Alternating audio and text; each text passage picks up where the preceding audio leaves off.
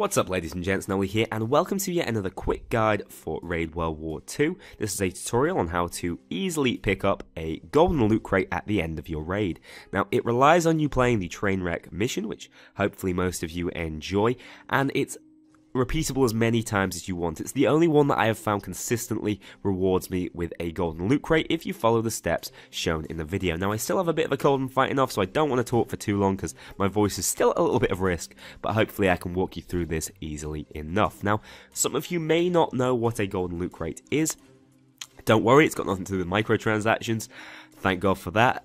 Instead, it is similar to the loot card drop system at the end of a heist in Payday 2, but instead of being quite a random selection, it is actually based on your performance in the raid. If you pick up all the extra loot, for example, or if you grab all the dog tags on a raid. Now, it's almost impossible, in my experience, to find all the dog tags.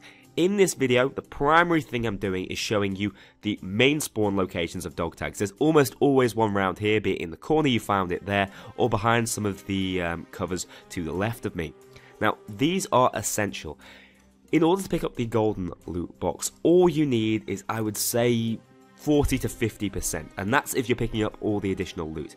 This guide, I pick up 86% of the dog tags, which is actually my record, and with that, you get the golden loot box without even having to bring any additional loot. I'd bring it anyway just to be certain, but you don't have to. So if you're getting silly numbers of dog tags like that, they are well hidden, they're tiny, but there are similar spawns for them in every single raid. If you check out all the nooks and crannies that I'm showing you right here, follow the guide location to location, you will easily get 50%.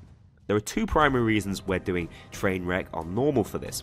The first is train wreck within the beta is the best one for additional loot. With all the additional loot obtained, you will already bump up the quality of your loot box. However, if you do it alongside a bunch of dog tags, you will get the golden loot box without any difficulty. The second reason is a great deal of the dog tags are situated within the control tower that is just above me right now. I'm checking out all the corners, trying to show you the locations it can spawn. It can spawn in any of those locations under that archway, any of them, just around these sort of concrete bits. But like I said, you don't have to search for them as I'm doing in this video. This is just for the completionists who may well not be able to pick up all the additional loot. Like me, playing single player, it's a little bit hard to move all the gold bars. It's quite tedious, so you may want more of the dog tags. So again, that's what this tutorial is for to some respects.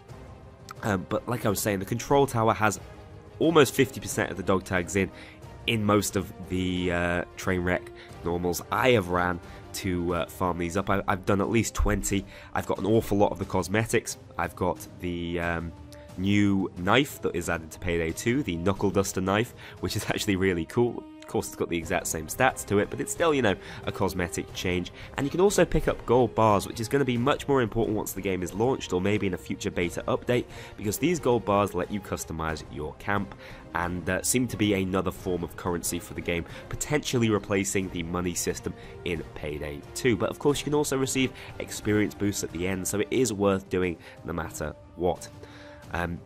So as you can see, we place the dynamite. We're just going to be running through the mission as always.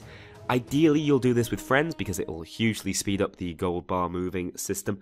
You can do it solo as I'm doing, as I mentioned.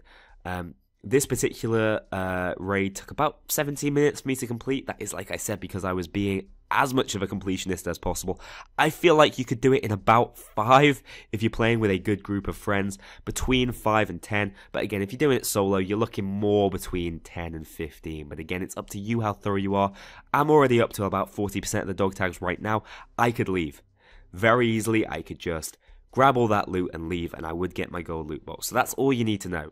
You're looking for between 40 and 50%, and then all the loot grab. But like I said, if you go up to 86%, you don't have to go out your way to grab all the additional loot. So again, just showing you the locations if they do not spawn. I am starting to lose my voice. I may well come back to you at the end of the episode. You guys just enjoyed this little bit of gameplay. I apologize there's no audio. I have put the some music tracks from Raid World War II, which I'm a huge fan of, in the background. I'll be back in a minute.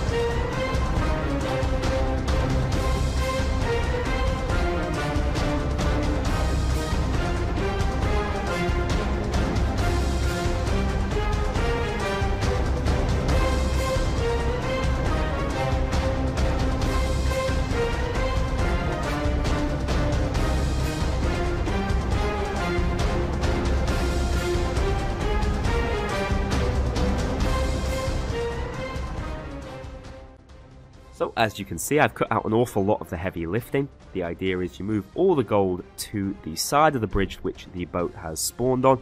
The boat spawn is fairly random. This was one of the more inconvenient ones, which is why I cut out all the gold moving, or a decent share of the gold moving. You chuck them over the side, you get down, move them toward the boat. Shouldn't be too much of a problem. There's not a great deal of resistance down there, but as you can see, I got 24 out of 28 dog tags, which immediately earns me this awesome looking golden crate, plus the 9 bonus loot. It was more than I needed, immediately winning me 3 gold bars, which will go towards the camp. Thanks for watching this video, ladies and gents. I will see you all in the next one.